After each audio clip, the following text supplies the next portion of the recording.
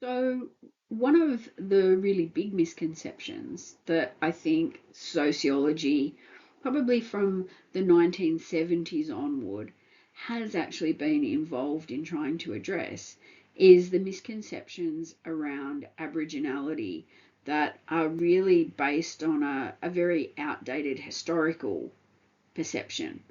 So in those kinds of um, frameworks and framings, authentic Aboriginal culture and authentic Aboriginal people, by extension, are always positioned as being outside of urban areas, so in the bush or in the desert.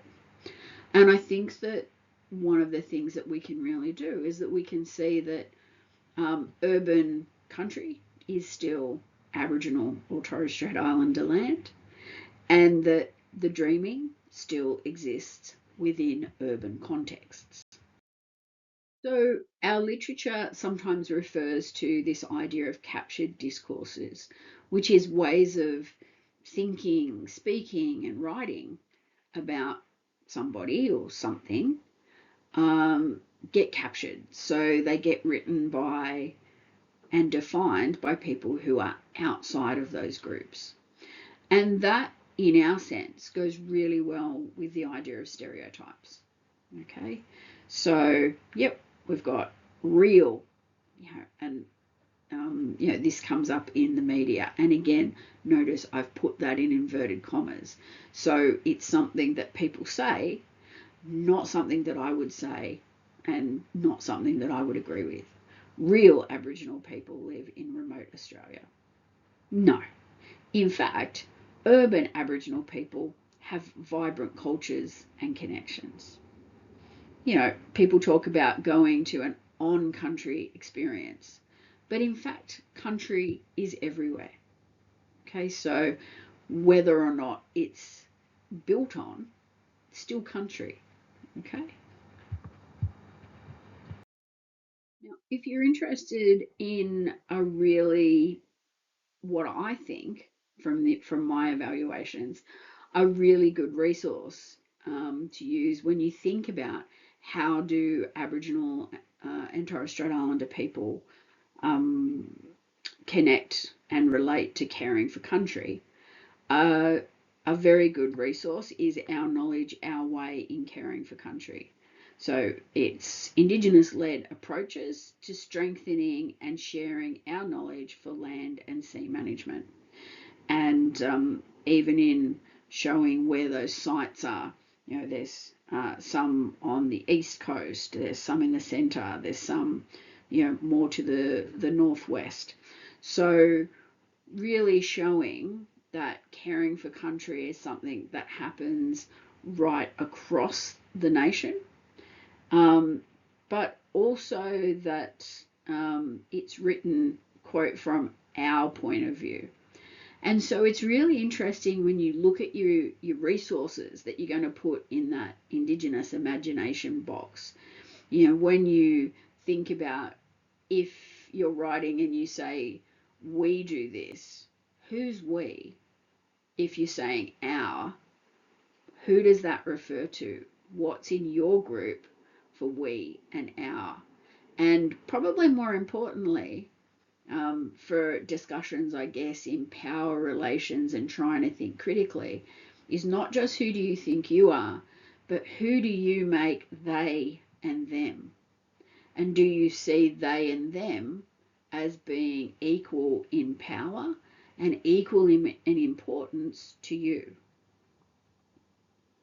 Okay, so you'll see here that the way that it's written is the resource is situated from the point of view of the traditional owners, not the institutional partners, which is and includes the Australian federal government, the CSIRO, and the National Environmental Science Program. So let's look at an example close to home. As I said in my first module, I'm recording these from the Central Coast, which is Darkinjung country. And in 2022, the Central Coast Council created a First Nations Accord. Okay, so they worked with Aboriginal community organisations, and we know that, as they state, Darkinjung Local Aboriginal Lands Council, or LALC, is the largest non-government landholder on the Central Coast. So the Accord acknowledges that Darkinjung is the foremost partner in matters of land, culture, and community. But then it also talks about the Barang Regional Alliance, which is constructed as opt-in, so organisations can choose to come in and be part of the alliance, and it creates, the communication between Aboriginal organisations and opportunity for programs across organisations to speak in different ways, not just to the local council, but also to state and federal governments. And so the alliance includes Darkinjung, but it also includes Eleanor Duncan Health Service.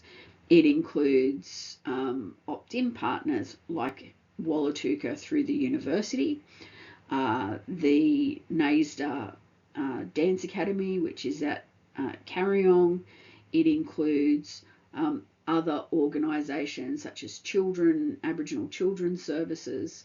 So there's a range of organisations that come together that meet regularly, and they make sure that there is, more of a consensus on how to approach government.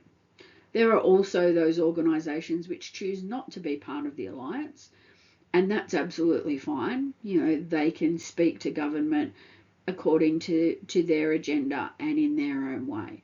So again, really acknowledging that there's a diversity in the ways that Aboriginal people and organisations approach issues and the solutions that they're seeking. So let's look at an interstate example. So Melbourne, or NAM, is Australia's second largest city. And one of the things that we can see really clearly is that Melbourne City Council has this range of formal mechanisms for how they're going to talk with traditional owners and other Indigenous people in the Melbourne region. Because it's important to remember that when we get into urban settings, but even in rural and remote communities, there can be people who are not traditional owners. They're Aboriginal people from elsewhere, okay, who live there. So making, again, that distinction so that we're not just lumping all Aboriginal people in together is really important. So we can see that Melbourne Council has used things like an Innovate Reconciliation Action Plan, and that sets goals for things like dual naming, so place naming, and we can see that even in parts of New South Wales. As I drive back from Newcastle to the Central Coast, I will, if I come through Swansea, I'll see the sign saying, you are now on Darkinjung country.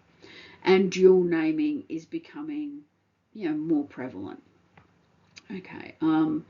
For things like urban design, sustainability, parks, gardens, and public art. So we know, for instance, that places like the University of Melbourne have a living lab that works to regenerate waterways, because there are eels, not just there, but eels in Sydney, in the parks in Sydney, that if they can get through the waterways, will actually swim all the way to New Caledonia. So there are ecosystems that are not just here in Australia, but also extend internationally. And that's something I think that we often don't think about either. We're very focused on Australia as, somehow being very contained, but even in terms of like water migration, we can see that the continent, the country itself, has connection to other places. And those eels are capable of swimming in both salt water and fresh water. And that'll become, I guess, an important metaphor when we look at our next module. So one part of sociology, I guess, that's really important is the idea of, so what's going to happen in the future? And some of the concepts that are coming up, I guess, fairly consistently, is to recognise both traditional owners and peoples who are living off their own country, but recognising them as having custodianship of country. Okay, recognising that those responsibilities come both from a kind of secular authority or custodianship, but they're also rooted in a spiritual basis as well. And we're very much coming into an era that's considering truth-telling and treaty. That's probably a whole nother lecture in itself. But then the final thing that I want to look at in this particular little module is this idea of legal personhood of countries, because it's a really interesting one and it is picking up momentum globally. So we can see, beginning in Aotearoa, New Zealand, that there has been legal personhood granted to a river, and that this has also happened in other parts of the world as well. While that hasn't come to Australia yet, we can see that there have been efforts made to include country as, I guess, a party to our activities. So we do see, for instance, that in a Darug-based framing of caring as country in Western Sydney, the Darug Nura or Darug country is listed as first author in a journal article dealing with this process.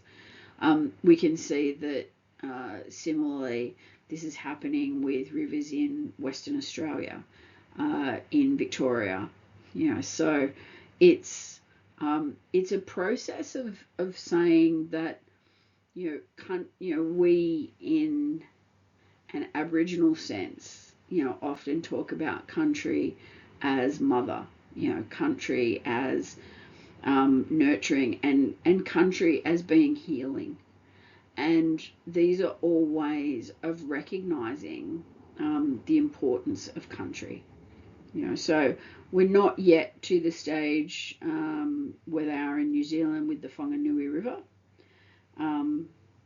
And, so part of what that means is that through its guardians, the corporations can be held accountable for polluting the river.